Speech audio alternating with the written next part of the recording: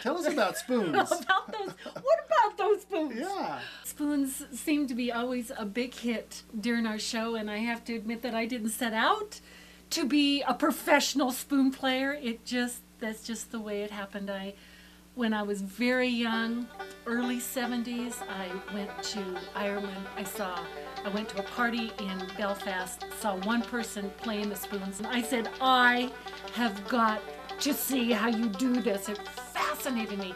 All he did was show me how to hold them, but that's all it took. I could play them. I don't remember learning them, practicing. I don't remember any of that. All of a sudden, I'm on stage and I'm playing spoons, and that's the way it goes. A natural-born spoon player. That's what she is. And my mama's so proud. Well, we tried to answer as many questions as we could on our little program, the ones that we get asked every single night. But don't you know, there's a few that sneak through, and a lot of them have to do with my spoons. People ask me all kinds of questions about my spoons. They are wooden spoons, so they ask me, where did I get them? How long have I had them? How do I hold them? How did I play them? And they ask me, why does she do that? And he's stoked for an answer. So Tupelo has heard my story over and over, and he said, how about if I just write a story about your spoons that answers all those questions? I thought, that is a great idea. So are you ready for a story? Yeah, okay, well this is one about these spoons right here.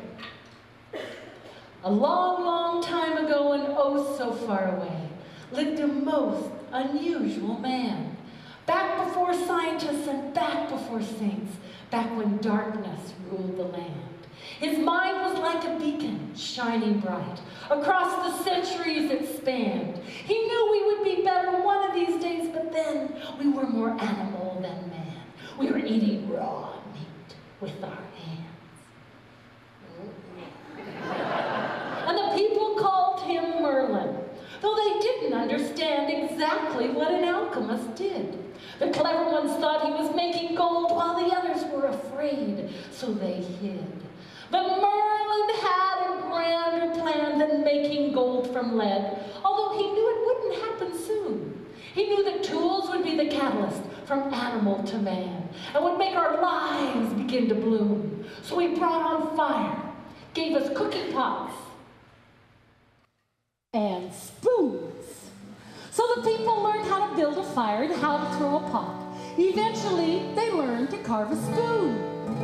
But Merlin's spoons were different, for they could do it all. They could stir and slice and dice and even play a tune.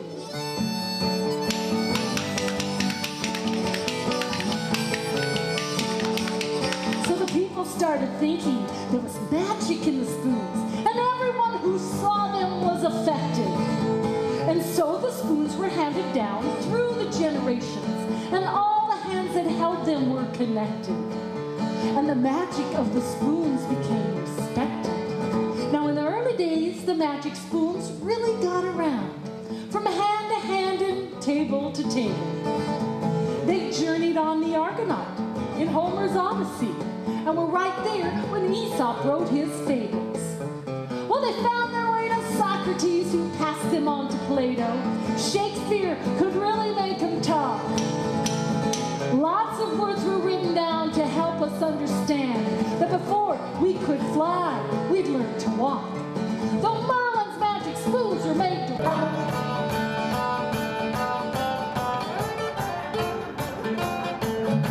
So Mozart found the wooden spoons in his harpsichord, and in Beethoven's hands when he composed.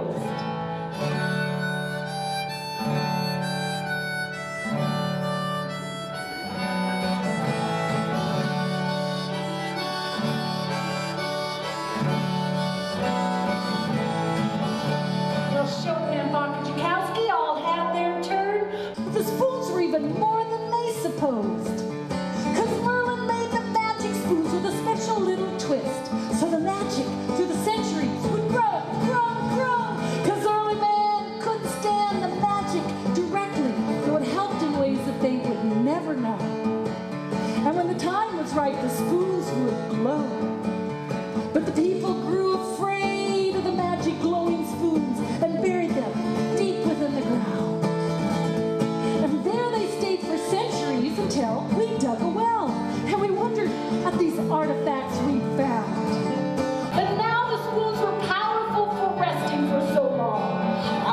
superstitious, fearless God.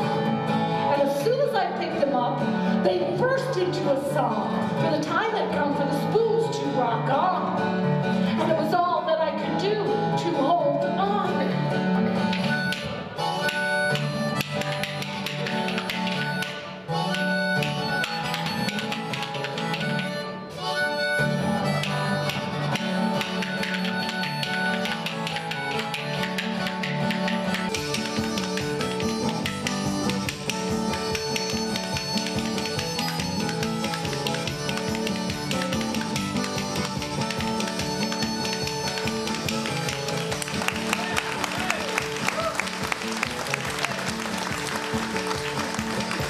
So after 30 years of spoon and magic music, Merlin sent a message in a dream. He said that magic fills the air with every single clap, because the spoons are more than they had ever been. Before the magic made its mark, mostly indirectly, through books and poems and plays and symphonies. But now with every single clap, a miracle comes true to someone, somewhere, amazingly, to anyone who chooses to believe. Now we said that we had come a ways, had a ways to go, that we could choose the darkness or the magic land. Either way, it's okay, it's really up to us to realize the alchemy of man. Now the spoons have always been around town.